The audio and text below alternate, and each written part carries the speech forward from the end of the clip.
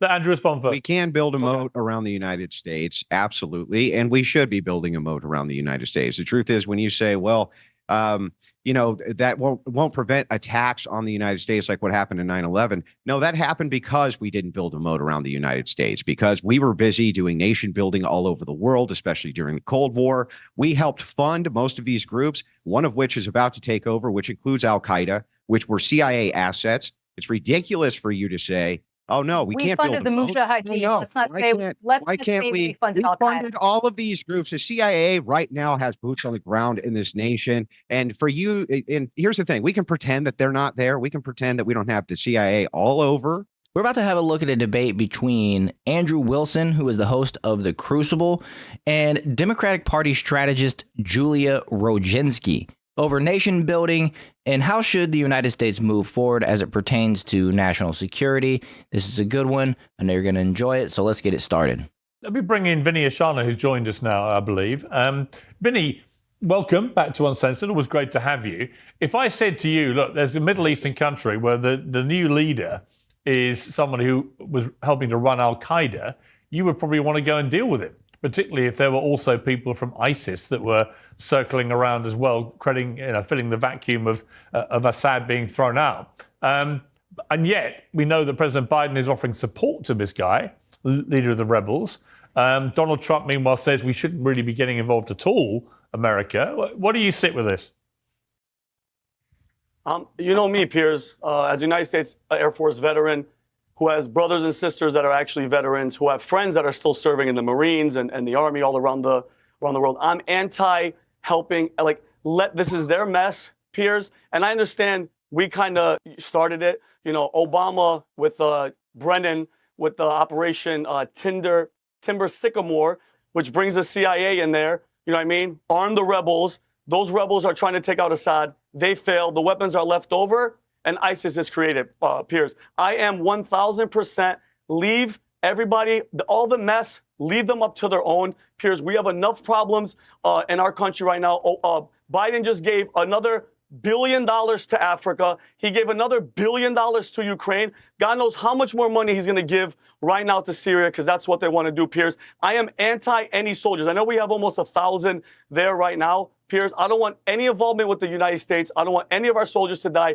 And all these people that are pro-war, Piers, how about this? They can't sign any bill, they can't sign any declaration of war unless your children are going there, okay? Unless your kid is over there fighting. Enough with sending Americans' kids there to die for money and for geopolitical purposes. Yeah, I mean, Andrew, I think Vinnie's views, if you go back 10 years ago, they might have been a lot more controversial. This seems to me now to be the growing sentiment amongst, I would say, the majority of Americans. Well, that's because the millennials and the following generations have been living their whole lives under perpetual warfare. So since 9/11, most of my adult life I have spent with the United States in perpetual wars in the Middle East that nobody understands. They don't really know why we're there. Soldiers who come back can't really illuminate it any better for you. People in command can't really illuminate it any better for you. And the American people are sick of it. Trump, the great populist that he is, recognizes this, and he tapped into that as part of his reelection and his initial election. And I think it's a really good idea for us to draw back from the Middle Eastern affairs as much as possible. It's not good for the Christian population of the United States. We have compatibility issues with both Muslim ethics and with Jewish ethics. So ultimately, for us, we need to focus on our domestic policies, and that's what we put Trump in there to do, not to get us involved in foreign affairs. I mean, Julia Roginsky, it's a massive departure from where America has been for the last 60, 70 years, and really since the end of World War II, to take such an isolationist view. But like I say, I do think it's where the majority of Americans sit now. Well, it depends on where it ends, right? The Pax Americana has served the world pretty well, as you point out, since 1945. And the reality is, as I said earlier, we are the indispensable nation. And sometimes we don't invite these crises, but these crises come to our shores anyway. And so I think we need to be very realistic about the fact that the world is very unsettled. We've got things going on in the Straits of Taiwan right now. We've got things going on in Europe right now with respect to Russia and Ukraine. We have a huge refugee crisis, as you pointed out, from Syria and other places in the Levant that are coming to Europe, to our European allies, including the fact that Donald Trump may or may not want to keep NATO as the force that it's been low all these many decades. And so, look, I tend to agree that we don't need to get involved in another Middle Eastern fight, and we certainly don't need boots on the ground in the Middle East. But I also want people to be realistic and understand that we cannot build a moat politically or militarily around the United States and not expect anybody to have what goes on abroad start to affect us, because I'm old enough to remember 9/11. Of course, it did come to our shores that day. And of course, we did have to go to Afghanistan as a result of that. We stayed way too long. We didn't accomplish the mission, and we didn't accomplish anything we set out to do. I completely get the frustration. I was anti-Iraq war from the very beginning. A lot of my friends on the Republican side, as I recall from my days at Fox News, were the biggest cheerleaders for this invasion possible. Now, of course, everybody's kind of changed their mind. But I do want to be realistic, as I keep saying, that we don't know what's going to happen, especially in a place like Syria, which was so reminiscent to me of the Iran-Iraq war in the 1980s, where you didn't really know which side was worse. You didn't know who to root more for. You kind of had to root against both of them. And this is kind of similar to that, right? We've got a butcher in Bashar al-Assad. Nobody's shedding a tear for him being gone. And then we've got this question mark about whether this leopard, as you point out, has changed his stripes, whether he's still allied with Al-Qaeda in some capacity, and whether they're going to try to build a pluralistic society in Syria, protect their minorities, protect the Alawites, protect, of which Bashar al-Assad is one, protect the Christian community, and see what really happens between the Sunni and the Shia sects there, which also obviously plays out. But this is not a bad day for the United States, because it weakened Iran tremendously. It weakened Putin tremendously. And it helped the Israelis get control of their northern border to some extent by preventing Iran from using Syria as a conduit into Lebanon to help Hezbollah. So I'm not shedding a tear for what happened with Bashar al-Assad this weekend. This is silly, though. This is totally silly. We can build a moat. Hang on, Vinny. Let Andrew respond. I'll come to you, Vinny. Okay. Let Andrew respond first. We can build a moat around the United States, absolutely, and we should be building a moat around the United States. The truth is, when you say, well, that won't prevent attacks on the United States like what happened in 9/11. No, that happened because we didn't build a moat around the United States, because we were busy doing nation building all over the world, especially during the Cold War. We helped fund most of these groups, one of which is about to take over, which includes Al-Qaeda, which were CIA assets. It's ridiculous for you to say, oh, no, we can't build funded the Mujahideen. No, Let's not say we funded Al-Qaeda. Funded all of these groups. The CIA right now has boots on the ground in this nation. And for you, and here's the thing, we can pretend that they're not there. We can pretend that we don't have the CIA all over the Middle East. We do. I guarantee you they're involved in this conflict right this second. And that'll probably come out in future documents 10 years down the road. The truth is that no, it is our foreign interventionism which causes most of the blowback, which then we get attacked for. It's mostly us doing foreign intervention, regime change, things like this, Vinny, which have caused most of these problems. Can I ask you a question? A legitimate question. If we take a step back, who do you think will fill that void? China? Russia? Who's going to fill that void? Because somebody's going to fill it.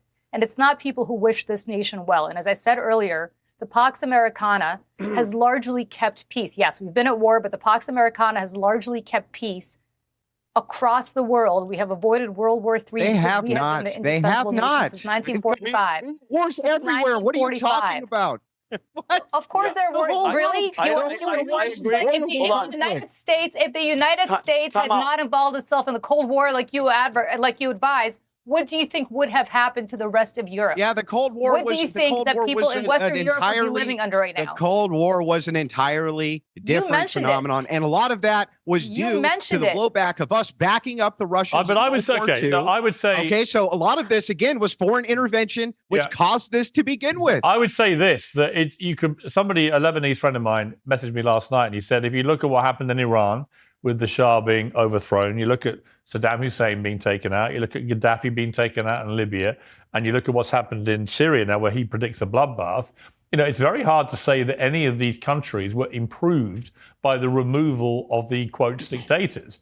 And that's part of the problem here, where it all sounds great in the moment, and I'm absolutely thrilled that Assad has gone, but who follows is a massively concerning thing for all of us. And I'm not sure America, given that it's still the number one superpower in the world, can actually afford, for its own national interest, never mind anything else, to just completely retreat from these things. I think they've over-engaged, but there's also, I think there has to be a compromise. For example, if I had been running the United States, I would have said, rather than withdraw overnight in that catastrophic way from Afghanistan, keep a couple of thousand troops in Kabul. And it might have kept the Taliban in some form of box, which they've just burst out of with that ridiculous series of events.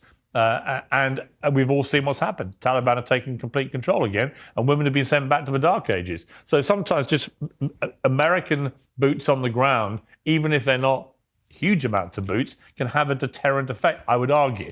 So it's a fair question. Who fills the void if we abandon our outposts, especially like we did in Afghanistan, which I believe you and I and everybody on the panel all agree that Joe Biden didn't handle it properly. And in the process, we gave a, $4 trillion, $5 trillion Air Force base essentially over to the Taliban. And I believe now China is controlling it. And keep in mind, this was probably the closest Air Force base that we had to the proximity of China. So not only did we abandon our allies in Afghanistan and lose American lives in the process, we handed over a crucial global position as it relates to the bigger picture with China. And I agree with Andrew Wilson's point that we can build a moat around the United States, and for two reasons. One, we spend a lot of money building moats around other countries that ends up not working in the end. And two, if we can afford to build these moats around other countries, why can't we afford to build one around our own? So with that, I'm going to wrap this one up. I hope you guys enjoyed it. If you did, make sure you hit that like button and subscribe to the channel. Share this video if you really want to help me out. If you want to join the Discord, the link is down in the description, and I'll see you guys in the next video.